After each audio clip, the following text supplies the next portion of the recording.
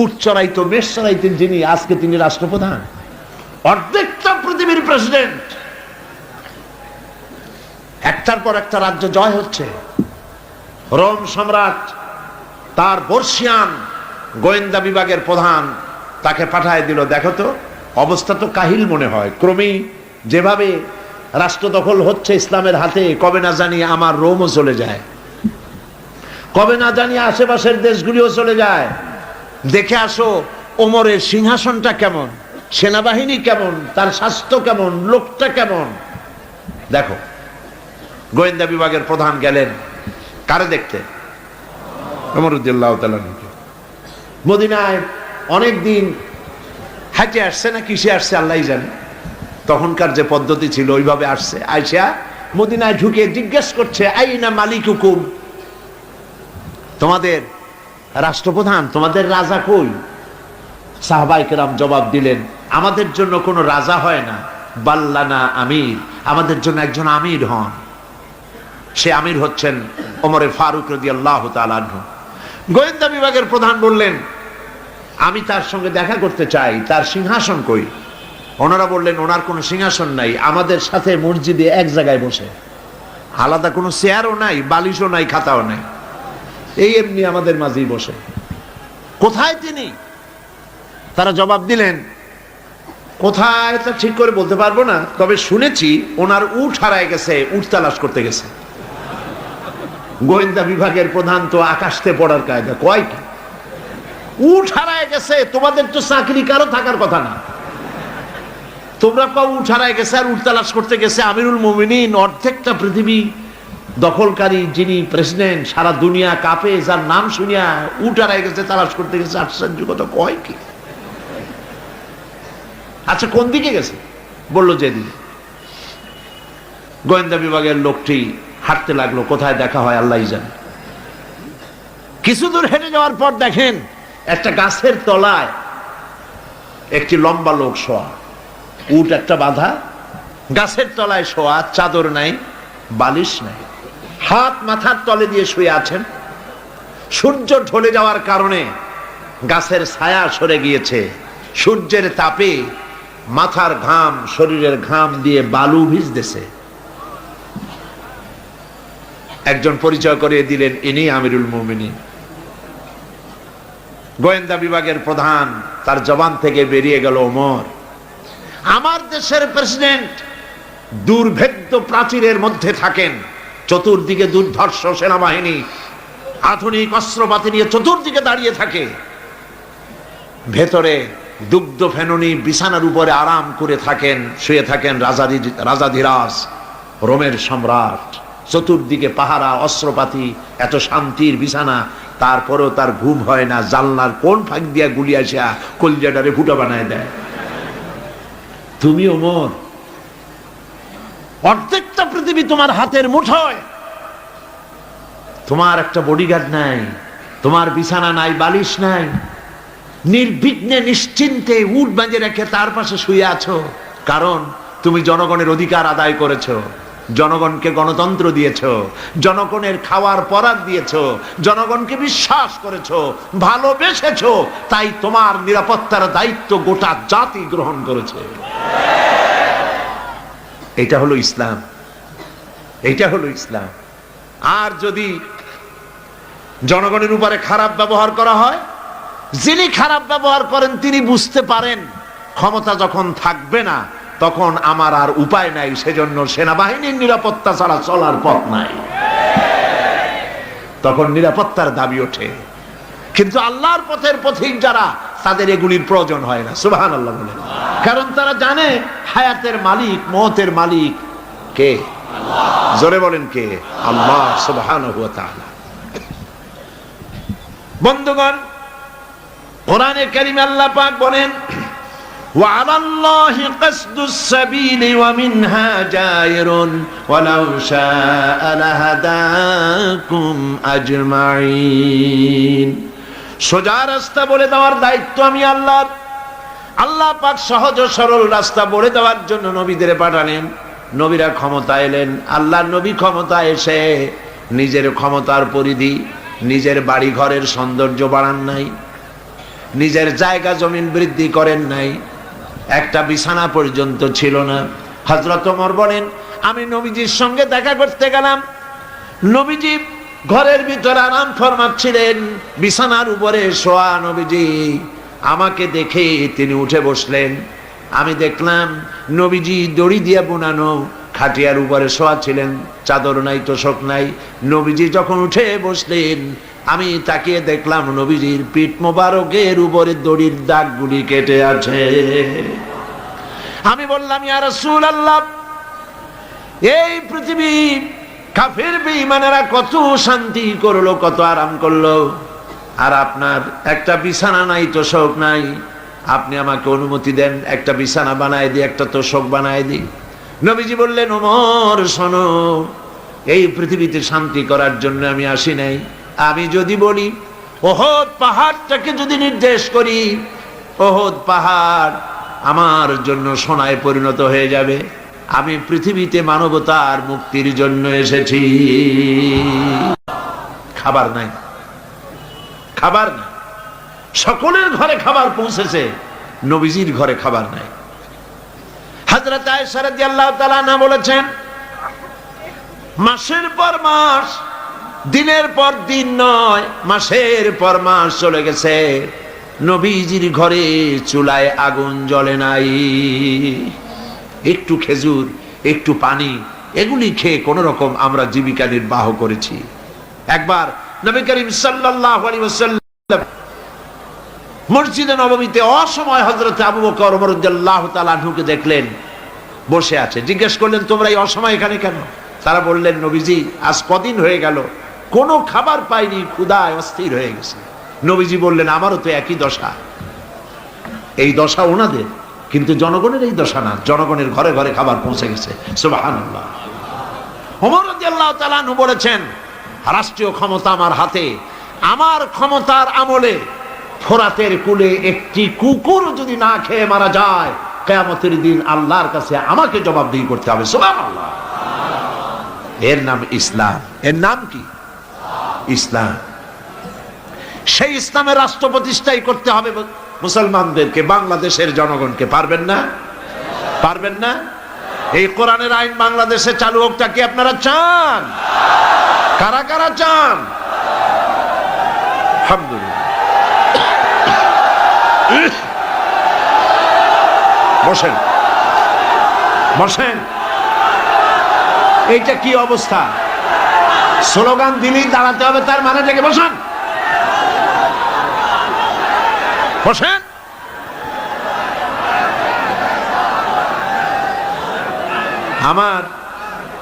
আমার মনে হয় যে আপনারা চান্স খোঁজেন।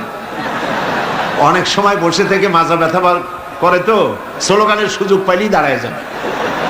এইটা না অন্য কিছু। যাক, আলহামদুলিল্লাহ, মাজা আল্লাহ ঠিক রাখুক। কোমর সোজা থাকতে হবে, হাঁটুতে শক্তি থাকতে হবে। যুদ্ধের এখনো অনেক পথ বাকি। একটু জোরে সরে জিকির করেন, সুবহানাল্লাহ, আলহামদুলিল্লাহ, লা ইলাহা ইল্লাল্লাহ। জোরে, সুবহানাল্লাহ, আলহামদুলিল্লাহ, লা ইলাহা ইল্লাল্লাহ, লা ইলাহা ইল্লাল্লাহু মুহাম্মাদুর রাসূলুল্লাহ। একটা কথা বলে নেই, নিতান্ত নিতান্ত লক্ষ্য করুন, নিতান্ত টয়লেটে যাওয়ার, পেশাব পায়খানার হাজত না হলে কেউ মানুষকে কষ্ট দিয়া বেরোতে চেষ্টা করবেন না। কারণ রাস্তাঘাট, মাঠ সব ভর্তি, যেদিকে যাবেন সেদিকেই মানুষ, আপনি যাবার কোনো পথ পাবেন না। মানুষকে কষ্ট দেওয়া ছাড়া আপনার কোনো রাস্তা নেই। সমস্ত রাস্তা, পথ ঘাট, সিলেটের মাদ্রাসা ময়দান, পার্শ্ববর্তী রাস্তাগুলি সব ভর্তি। আলহামদুলিল্লাহ বলেন। সুতরাং মানুষকে কষ্ট না দেওয়াই, মুসলমানকে খামোকা কষ্ট দেবেন না। নিতান্ত পেশাব পায়খানার জরুরত হলে যেতে পারেন। প্রিয় ভাইয়েরা, নবী করিম সাল্লাল্লাহু আলাইহি ওয়াসাল্লাম তিনি বললেন, আমার ওই একই অবস্থা, চলো আমার সাথে। তিনজনে গিয়ে উপস্থিত হলেন হযরতে আবু আইয়ুব আনসারী রাদিয়াল্লাহু তাআলা আনহুর বাড়িতে। হযরতে আবু আইয়ুব আনসারী রাদিয়াল্লাহু তাআলা আনহু রাসূলকে, হযরত আবু বকর ওমর রাদিয়াল্লাহু তাআলা আনহুমাকে পেয়ে দারুণভাবে আনন্দিত হলেন। ঘরের মধ্যে প্রবেশ করে বললেন, বিবি, এমন তিনজন মেহমান পেয়েছি, আকাশের নিচে জমিনের উপরে এর থেকে সম্মানিত মেহমান আর নাই। তিনি একটি বকরি জবাহ করলেন, রান্নার ব্যবস্থা করলেন, বাগানে চলে গেলেন, কিছু খোরমা নিয়ে এলেন, নবীজিকে বললেন, আল্লাহর নবী, এই খোরমা আপনি খান। হুজুর জিজ্ঞেস করলেন, খোরমাগুলির মধ্যে পাকা, কাঁচা, আদা পাকা আছে, কোনটা খাবো? হযরত আবু আইয়ুব বলছেন, ইয়া রাসূলুল্লাহ, তিন রকমের, তিন শ্রেণীর খোরমাই আপনি খাবেন, অনুরোধ করব, কারণ এগুলি আমার বাগানের খোরমা। যেই শ্রেণীর গায়ে আপনার হাত লাগবে আল্লাহ পাক আমার বাগানে বরকত দিয়া দিবেন। রান্না বান্না হয়ে গেল, গোশত আর রুটি সামনে এলো। নবীজি খাওয়া শুরু করার আগে কয়েকটা রুটি আর কয়েক টুকরা গোশত একটা পোটলার মতো করে বানায়া হযরত আবু আইয়ুবের হাতে তুলে বললেন, আবু আইয়ুব, এই গোশত আর রুটি টুকরা নিয়ে যাও আমার মা ফাতেমার কাছে। গত ৩-৪ দিন হয়ে গেল তার কিসমতে কিছু হয় নাই, নিজেরা না খেয়ে মানুষের দুয়ারে দুয়ারে খাবার পৌঁছে দিয়েছেন, মানুষ যেন কষ্ট না পায়, জনগণের খাবারের বন্দোবস্ত, পড়ার বন্দোবস্ত করেছেন। নবীজি গরিব মানুষের জন্য, মানুষের অর্থনৈতিক সমৃদ্ধির জন্য ব্যাংক তৈরি করলেন, ব্যাংকের নাম রাখলেন বাইতুল মাল।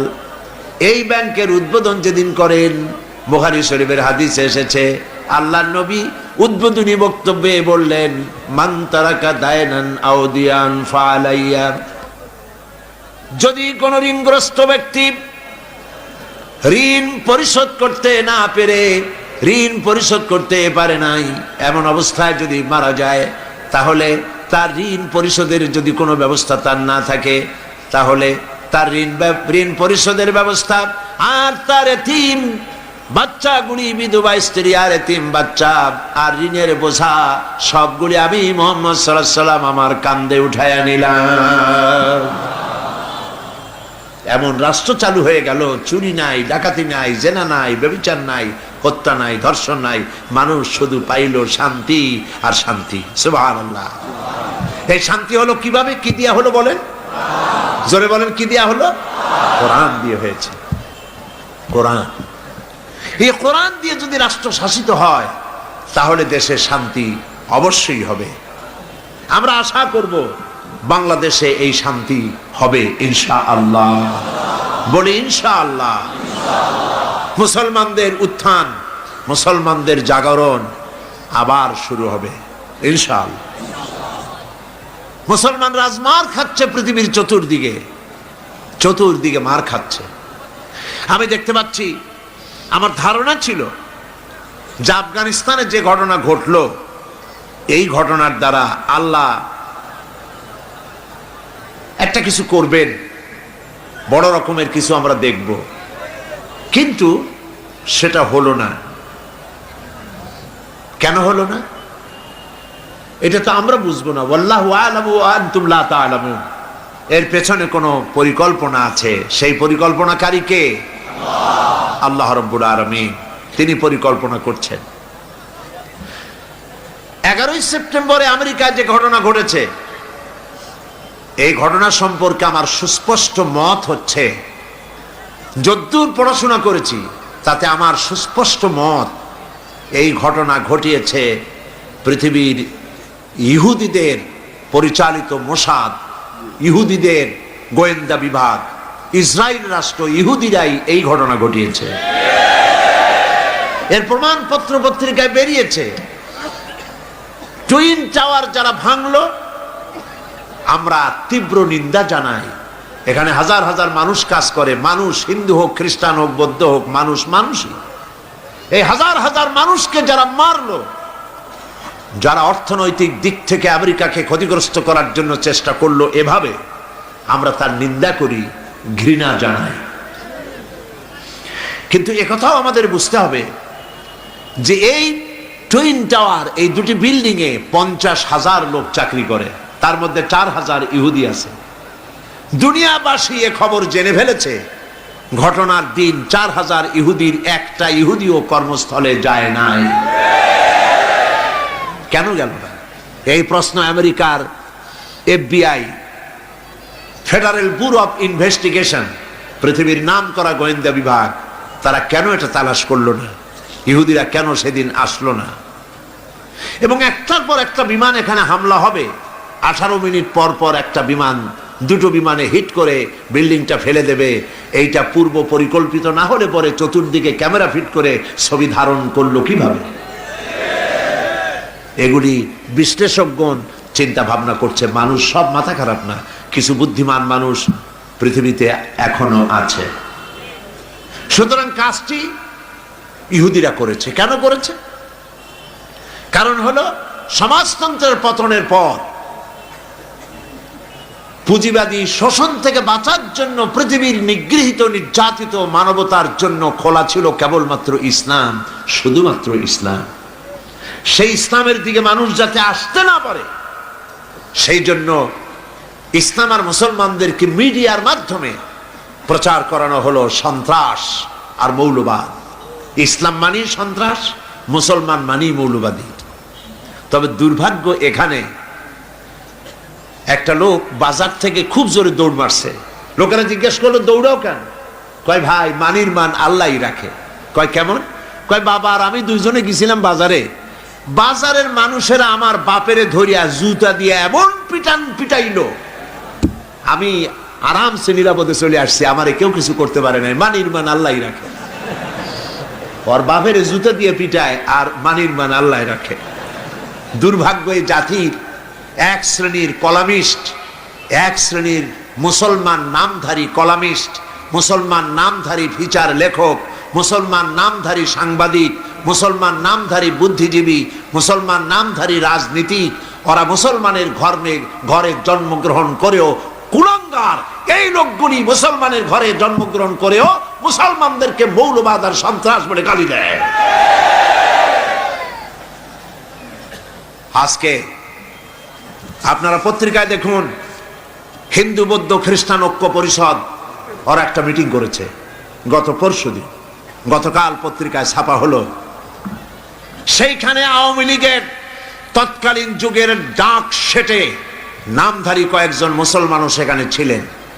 ওইখানে হিন্দু বৌদ্ধ ঐক্য পরিষদের নেতৃবৃন্দরা বক্তৃতা করলো, মুসলমানদেরকে এদেশ ছেড়ে চলে যেতে হবে। দেখছেন,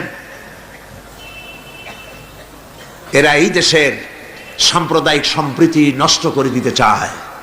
তারা আরো বলেছে, তালেবানদের থেকে শিক্ষা নাও, তারাও আফগানিস্তান থেকে চলে গেছে। বেকুবদের বলি, বেকুবেরা ভালো রেখে মনে রেখে দিও, ভালো করে মনে রেখা দাও, তালেবান শেষ হয়ে গেলেও ইসলাম শেষ হবে না। তালেবান শেষ হয়ে গেলেও মুসলমান শেষ হবে না। যত বড় মুখ না, তত বড় কথা বলো না। তারা আরো বলেছে, যারা বাংলাদেশি পরিচয় নিজেদের পরিচিত করতে চায়, তাদের মুসলমান নামটা আগে ত্যাগ করতে হবে। কত বড় সাহস, কত বড় সাহস! আমরা পরিষ্কার করে বলতে চাই, বাংলাদেশে যারা বসবাস করেন তাদের পরিচয় বাঙালি নয়, তাদের পরিচয় বাংলাদেশী। যারা বাঙালি বলে পরিচয় দেয়, তারা পশ্চিমবঙ্গের সঙ্গে তাদের সম্পৃক্ততা রয়েছে। 47-এর বর্ডার মুছে দিয়ে ভারতের অঙ্গভুক্ত সিকিম, ভুটানের মতো বাংলাদেশকে তারা বানাতে চায়।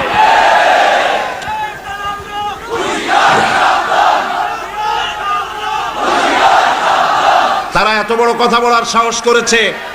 আজকের পত্রিকাগুলি দেখুন, তারা বলেছে এদেশে এখন বর্বর অসভ্যদের শাসন চলছে। নাউজুবিল্লাহ বলেন। এদেশে চার দলীয় ঐক্যজোটের সরকার দেশকে সঠিকভাবে সুন্দরভাবে পরিচালনা করছেন। সন্ত্রাস আগের তুলনায় বহুলাংশে কমে গেছে। আমরা জানি আপনারা এই কথা বলার সাহস পান কোথায়? পাঠা নাচে খুঁটার জোরে, তাই না? কাজী এত নাচবেন না, একটু কম নাচবেন। পৃথিবীতে বাংলাদেশের চাইতে সাম্প্রদায়িক সম্প্রীতির দেশ পৃথিবীতে আর নাই। 1 অক্টোবরের পরে দুর্গাপূজা নিয়ে যা মাতামাতি করেছেন আপনারা, বিগত সরকারের ইঙ্গিতেই আপনারা করেছেন। এই দেশের মানুষেরা দুর্গাপূজার ক্ষতি করতে যায় নাই। আমরা হাজারবার বলেছি এদেশের হিন্দু, মুসলমান, খ্রিস্টান, বৌদ্ধ সব সম্প্রীতি নিয়ে বসবাস করবে এই দেশে। আমি আমার এলাকা পিরোজপুরে আমার ডিসিএসপি কে ডেকে বলেছি, যদি আমার দেশে সাম্প্রদায়িক সম্প্রীতি বজায় রাখতে হবে, মায়ের পেটের ভিতরে সন্তান থাকে যেমন নিরাপদ, আমার এলাকার ভিতরে অমুসলিম ভাইয়েরা থাকবেন সেভাবে নিরাপদ। কোন মানুষ যদি অমুসলিমদের গায়ে হাত দেয়, জুলুম করে, অত্যাচার করে, লাইট পোস্টের সাথে ঝুলাইয়া সারাদিন পিটাবেন, যাতে করে 1 মাসের ভিতরে বাপের নাম মনে না আসে। আমার দেশের মতো জায়গায় থেকে যদি আপনাদের মজা না লাগে, শান্তি না পান, তাহলে এমন নিরাপত্তার জায়গা, এরকমের শান্তির জায়গা, সাম্প্রদায়িক সম্প্রীতির জায়গা আর একটা কোথায় আছে আপনি আমাকে দেখান। হিন্দু নেতৃবৃন্দ যারা বলছেন অসভ্য বর্বরের রাজত্ব চলছে, তাহলে হিন্দুস্তানকে আপনারা কি বলবেন? 1947 সনে ভারত, আমরা ব্রিটিশ থেকে স্বাধীন হলাম। 1947 থেকে শুরু করে 2002 সাল পর্যন্ত বাংলাদেশে কোনো সাম্প্রদায়িক দাঙ্গা হয় নাই। একথা ঠিক না বেঠিক? একথা সত্য কিনা? একবারের জন্য হয় নাই। আর তোমার হিন্দুস্তানে 1947 থেকে 2002 সন পর্যন্ত 4000 বার সাম্প্রদায়িক দাঙ্গা হয়েছে। তোমাদের দেশে যখন কোরবানি হয় ভারতে, কোরবানির সময় গরু কোরবানি হয় না, তোমরা মুসলমান কোরবানি করো। মুসলমানদের মসজিদ ভেঙে তোমরা মন্দির বানাও। আমি বাংলাদেশের সমস্ত হিন্দু সম্প্রদায়ের ভাইদেরকে বলবো, হিন্দু, বৌদ্ধ, খ্রিস্টান ঐক্য পরিষদের এই সব দালাল নেতাদের কথা আপনারা শুনবেন না। এরা দালাল, এরা ভারতের গোলাম, এরা আওয়ামী লীগের 5টা গোলাম।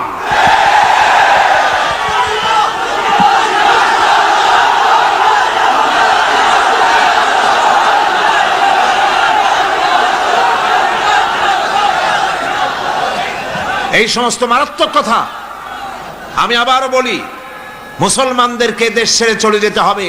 হিন্দুরা যদি এই কথা বলে, ভারতে যদি মুসলমানেরা বলে হিন্দুদেরকে ভারত ছাড়তে হবে, তাহলে কেমন লাগে? এই সব কথা কি বলা উচিত? এরা কি আপনারা, এইসব নেতারা, আমি হিন্দু ভাইদেরকে আপনারা জিজ্ঞাসা করেন, আপনারা জিজ্ঞেস করবেন এরা কি আপনার বন্ধু, এরা কি আপনাদের নেতা হওয়ার যোগ্য? বলে এরা আপনাদের দুশমন, আপনাদের শান্তি শৃঙ্খলা নষ্ট করে দিতে চায়। একটা মেজর শিয়াল দত্ত হইছে, আর একটা আছে আমার এলাকার, আমি এটার নাম নেই না, জঘন্য মুশরিক, রমনা বটমূলে দাঁড়াইয়া আওয়ামী লীগের জমানায় মন্ত্রীদের সামনে বলেছে ফতোয়াবাজদেরকে হত্যা করবই করব, সাগরে তাদেরকে চুবাবই চুবাবো, তাদেরকে জবাও করে হত্যা করে তাদের রক্ত দিয়া কালীমাতার পাওনা দাওয়াইলে কালীমাতা জাগবে না। পড়ছেন আপনারা কাগজে? পড়েন নাই? এই সমস্ত মাথা খারাপ নেতা হিন্দুদের বন্ধু হতে পারে? বলেন না কথা, হিন্দুদের বন্ধু হতে পারে? এরা হিন্দুদের শত্রু, জঘন্য শত্রু। এরা আমাদের মধ্যে, হিন্দু মুসলমান আমরা যে মিলেমিশে বাস করি, আমাদের মধ্যে তারা সাম্প্রদায়িক সম্প্রীতি বিনষ্ট করতে চায়। আপনাদেরকে বয়কট করুন। এই দেশে হিন্দু মুসলমান সাম্প্রদায়িক সম্প্রীতি নিয়ে আমরা বসবাস করছি। এই দেশে সরকার বদ্ধপরিকর সাম্প্রদায়িক সম্প্রীতি তারা বজায় রাখা হবে ইনশাআল্লাহ।